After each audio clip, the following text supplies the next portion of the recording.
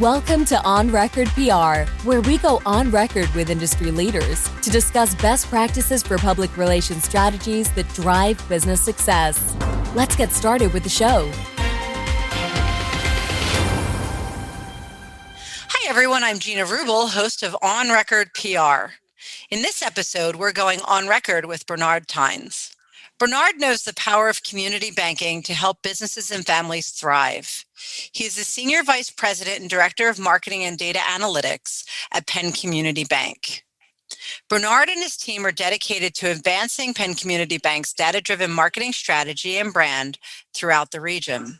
Within the last year, Bernard has led both a company-wide data strategy initiative and repositioned Penn Community Bank's mission-based brand. He shares his talents with state and national industry groups, including as chair of Pennsylvania Bankers Association Emerging Leaders Committee, member of the Diversity, Inclusion, and Equity Advisory Council, and member of the American Bankers Association Emerging Leaders Council. Bernard has been recognized by the Philadelphia Business Journal with a 40 Under 40 award and was named one of Philadelphia's young African American leaders to watch by the Philadelphia Tribune. He is a graduate of Goldie Beacom College and the University of Pennsylvania's Executive Certificate in Business Analytics. He lives in Drexel Hill, Pennsylvania, and it's my pleasure to welcome Bernard Tynes. Hello there. Thank you, Gina. Hello, how are you? I'm fantastic. How are you? I'm doing well. A pleasure to be here. Thanks for having me. So for our listeners' sake, we are something like 7 months into the coronavirus pandemic. I think today we are both working from home. Absolutely. And we have learned so much about changes in industry and even ourselves. But before I get to that, Bernard, I'd love for you to tell our listeners about your journey to becoming the Director of Marketing and Data Analytics at Penn Community Bank. Yeah, thanks, Gina. So the journey has been a wonderful journey. I like to say I got stuck in financial services. I had great aspirations in line with your professional achievements to be a lawyer. And I took the roundabout route in my education. And my family said, go find a job while you work through college. So I found my way to a small community bank in the college town that I attended, and really fell in love with this idea of helping people with their finances. Ultimately, people are just as concerned about their finances as they are their physical health. So it's a really, really important sector. And so from there, I started in retail banking and kind of migrated through a number of small and large financial institutions, went on the marketing side, and I realized that I loved community banking. I realized I loved helping people locally, and that's where I found myself at Penn Community Bank. Started here leading the retail group, and then I was asked to join the marketing group and lead the group here. So it's been a wonderful journey. My only career, financial services and marketing, and I've loved it so far. So Bernard, where is Penn Community Bank located? So we are headquartered in Bucks County, Pennsylvania. We have actually the number one community banking market share in Bucks County, and we're also in Montgomery County. And for our listeners who might not be familiar with the difference between a community bank and other types of bank, what makes a community bank different?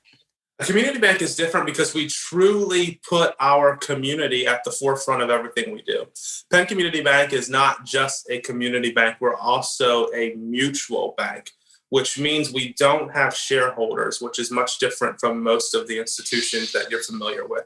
Our shareholders are actually our customers.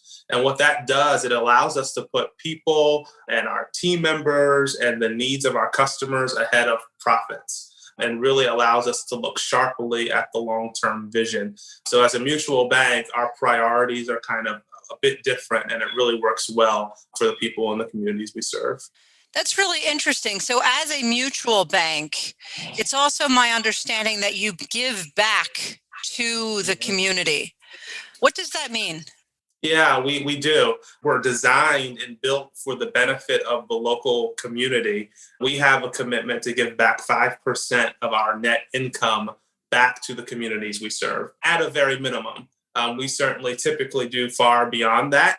And that's just the financial component. We have a strong culture that pushes our team members to the forefront of our volunteer efforts, feet on the street, boots on the ground. So it's not just the financial end, but we have a culture that says, hey, let's give back in the areas that we're passionate about.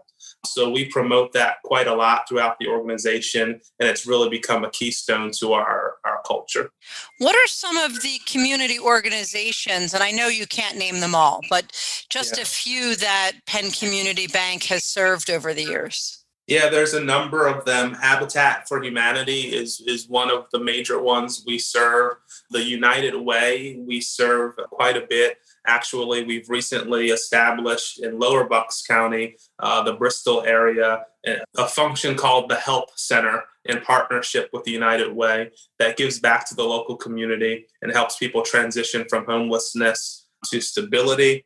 We serve the Opportunity Council, and there's just a number of them, too many really to list. But it's not just the big entities of the communities we serve. We serve the smaller nonprofits as well, and truly take pride in our service.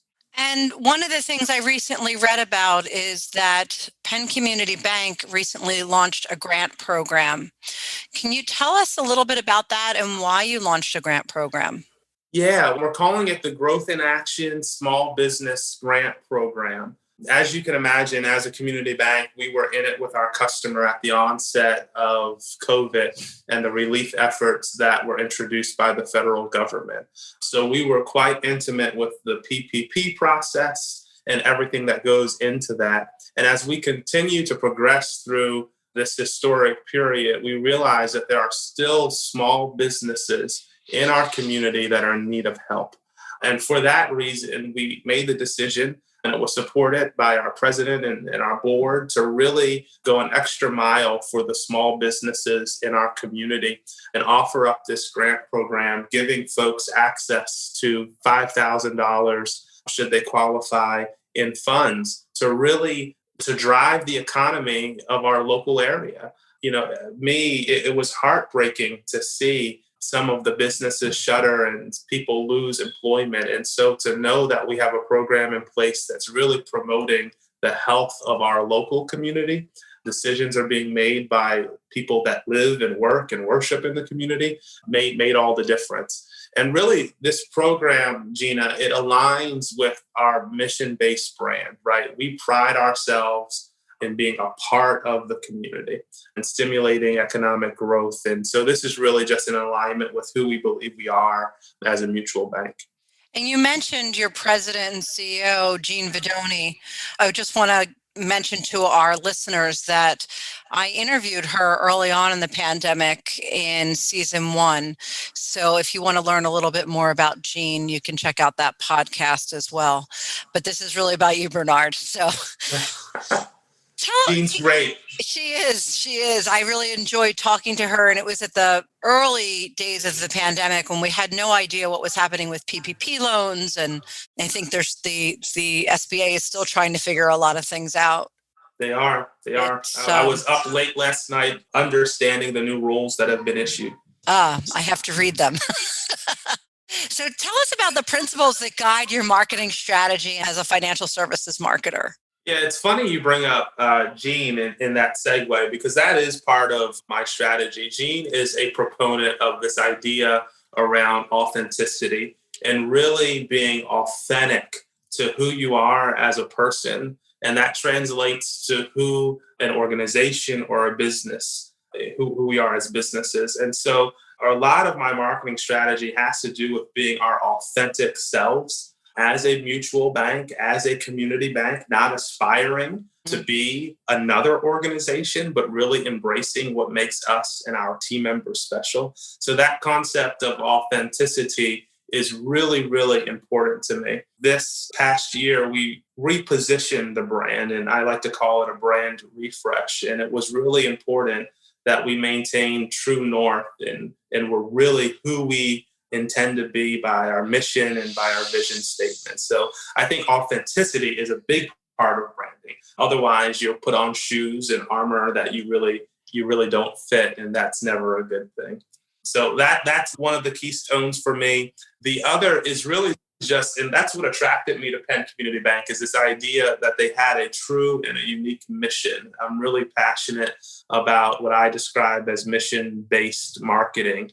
And by that, I mean, it's branding that conducts business in a way that cares for other people and that serves the greater good. And I think that's really, really important.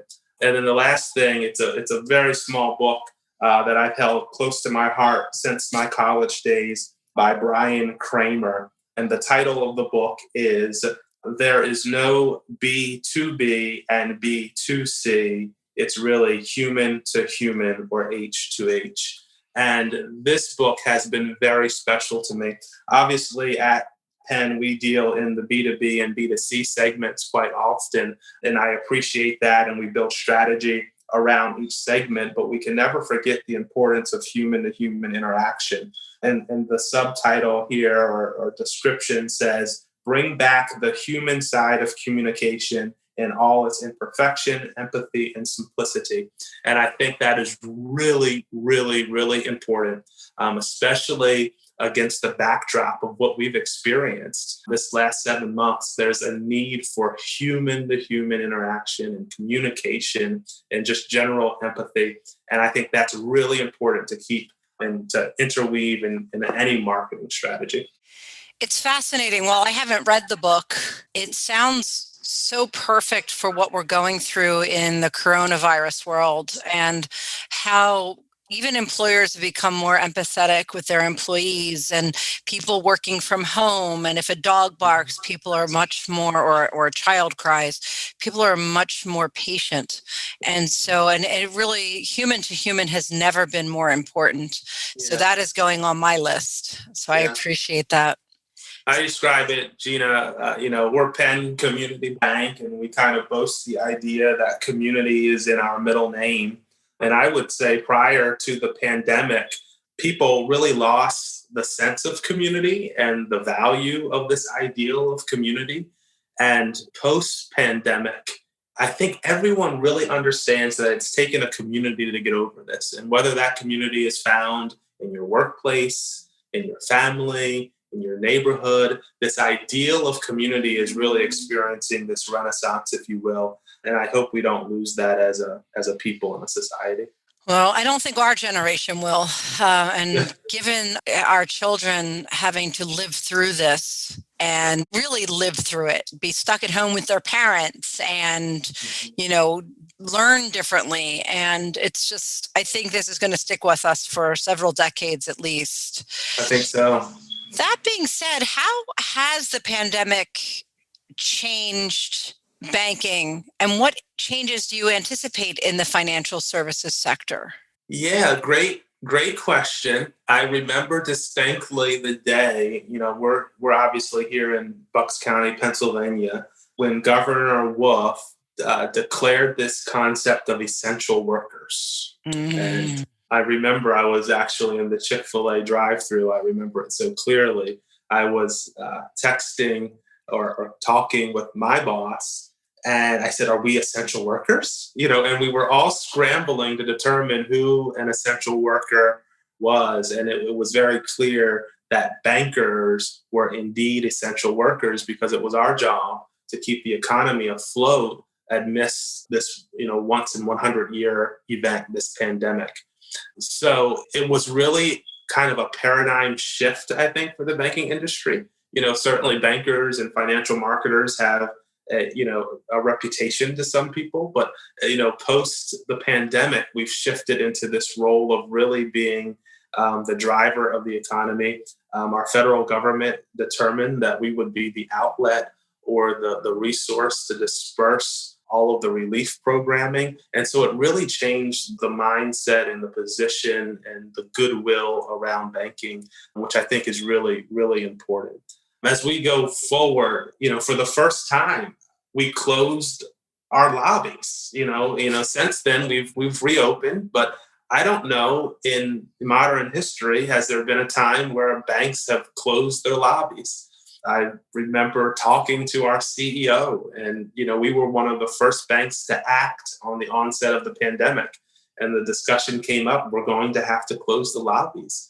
And be perfectly frank, how do you do that, right? What's the communication you send to that? So it really changed the way we think and the way we move. And some of those things will endure with us. In response to changing the lobbies, we had to advance digital technology. And I envision us continuing to advance digital technology to meet, this self-serve need of our customers. I envision us redesigning our branch locations. They're no longer a transactional hub. They're more of an advice center. And they need to look like that, and they need to feel like that. They need to be positioned with technology for web conferencing.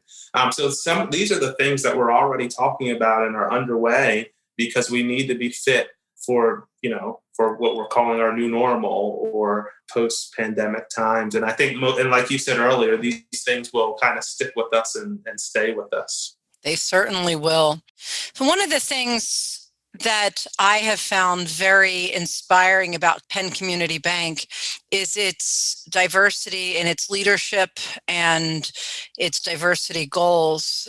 You have an organization that has a woman CEO, a number of other women executive vice presidents, you certainly an African-American man, and it seems to me that the bank really does what it can to embrace diversity. Can you tell us a little bit about that? Yeah, absolutely. We certainly the events of this year, I like to describe our nation reached, somewhat of a fever pitch in the area of diversity and inclusion in response to some of the unfortunate events we've seen. But proud to say Penn Community Bank was working towards this initiative around diversity, inclusion, and equity long before the events that we witnessed this summer.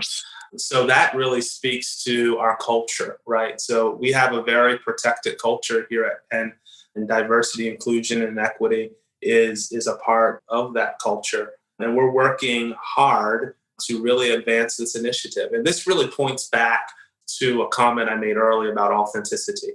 We're not doing this initiative to check a box, right? Right. And I would caution anyone that is working a diversity initiative to check a box. It's really about authenticity, good culture. And I was having a conversation with someone yesterday. It's really about doing the right thing. So I was working with one of the industry groups that I'm on their diversity and inclusion council, and it's a statewide industry group. And we were forming our D&I mission statement. And, although it's just a couple of sentences, it's a difficult thing to do. Yes. And that mission statement initially started with, diversity, inclusion, equity for all of these reasons. It breeds innovation. It will lead to profitability, and all of this laundry list of reasons why it's profitable and makes business sense to focus on diversity and inclusion.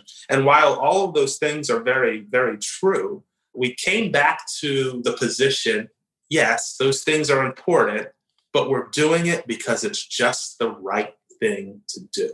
And that's how I feel about Penn Community Bank and the councils I sit on around this issue. I think the community, if you will, feels that this is the right time to do the right thing. And that speaks volumes for me. If you get a chance, take a listen to the podcast with Reggie Shuford. He's the executive director of the ACLU of Pennsylvania. And I recommend this to all of our listeners because one of the things I really like about what he says, it's about fostering an authentic sense of belonging, not just the numbers, not just the data, not just whether or not you have X number of African Americans working, but do they feel like they belong there? And when I say they, do you feel like you belong there? So, I identify as a white female, so I only know my own experience in the world, but I know that even having my own company, I want to foster a sense of belonging. And I thought he captured it in such a impactful way. So I just recommend that for your DE&I committee because it really made sense. And he's not just a great leader and a visionary, but also a friend. And he's taught me a lot over the years about racism in America. So I just throw that out there as a resource. Yeah, no, thank you. Thank you. So what is one thing that you would like the listeners to know about working with you and or working with Penn Community Bank? Good question. Working with Penn Community Bank, I would say that it's so important to work with people you know and that you trust. And again, I feel like this entire conversation, Gina, keeps circling around this ideal of authenticity and being genuine and honest. And it feels good to work for an organization that gives back to the community that we serve. So every loan that we take in, every deposit we make, there's a small part of it that goes back to stimulating the growth of our local economy and helping the people that you work with, live with, that you worship with every day. And I think that's special. And I think that's important. This sense of community, this sense of belonging, outside of the workplace, inside of the workplace, all very important. There's nothing more authentic than the way you just said that. That was beautiful. I mean, and really, you can tell when people really care about where they are and feel it. So I appreciate that. Sure. So you've recently posted a photo of your son on LinkedIn. Tell us about the photo and the message and why it was important to you. Yeah, I did. So I'm working from home, right? New experience, I think, for many of us. And as per a normal day, I have several virtual meetings. And this particular day, I had several very important virtual meetings. And I asked my son, I said, hey, I'm going to be tied up for about an hour, to 2 hours presenting. I need you to not disturb me. Please leave me alone. Please. I just need to focus. And so in the middle of presenting, my home office overlooks our backyard. In the middle of presenting, I see this kid in full Spider-Man garb from head to toe doing backflips in the backyard. I try to ignore him. And then he comes to my window, crawls up the window in my office, and is making faces at me. So as any good parent would do, I put the session, I take myself off of video, put myself on mute, go over to the window and ask him, what he's doing. His response to me is he's come to save me from my work villains. And all I could do is really laugh at that moment. But it was really important to me because as we adjust and acclimate to the new environment, and many of us are busy, it's so important to pause and enjoy, these small moments with your family, moments with your children, to appreciate them, to recognize them. In the midst of COVID, it's made me very grateful personally. It was just a great reminder never to get so wrapped up in what you're doing that you lose sight of what's really important. So that was really special. So I rarely post on social media. So I posted that to remind people to pause for their Spidey moments, if you will, in the world. So really important to me. So my son's, it was either Spider-Man or Superman. It had to be at least 10 years ago because he's almost 18 now. He must have been 6 or 7 or 8. He decided he was going to climb onto a 6-foot stone wall outside of my office and with a cape. Yeah. And he was going to fly like Superman or Spider-Man. And fortunately, he landed in grass. But it's, those moments stick with you forever. And yeah. I did notice it because you do rarely post on social, and I thought it was just wonderful. And that's that real sense of authenticity of being human, that human to human touch. And absolutely. It goes not only with our customers, our clients, our teammates, but, just as importantly, our family, and if not more so. Yeah. Well, Bernard, I'm thrilled you can join me today. I've enjoyed our conversation. I'm sure our listeners have too. If people want to learn more about you or Penn Community Bank, how can they get in touch? Yeah, absolutely. They can visit penncommunitybank.com. There, learn all about us. My email, B as in boy, Tynes, Tynes at penncommunitybank.com or LinkedIn at Bernard Tynes. Happy to connect. Bernard, thank you so much. And thank you to our listeners. Have a fantastic day. Thank you. This episode is sponsored by Gina Rubel Communications. Recognized as the #1 agency by the National Law Journal, Gina Rubel helps top businesses and law firms with high-stakes public relations and marketing, reputation management, crisis planning, and incident response. Gina Rubel also supports law firms and their clients with high-profile litigation, media strategy, and training. To learn more, go to furiarubel.com or email podcast@onrecordpr.com. If you have enjoyed this episode, please consider rating us on Apple Podcasts and subscribe to On Record PR at Spotify, Google Play, iHeartRadio, or Apple. Thank you for listening to On Record PR. Visit our website, onrecordpr.com, to subscribe to the show, share it with your friends on social media, find show notes, additional episodes, and more information. We'll see you next time. In the meantime, feel free to send us questions or show ideas at podcast@onrecordpr.com.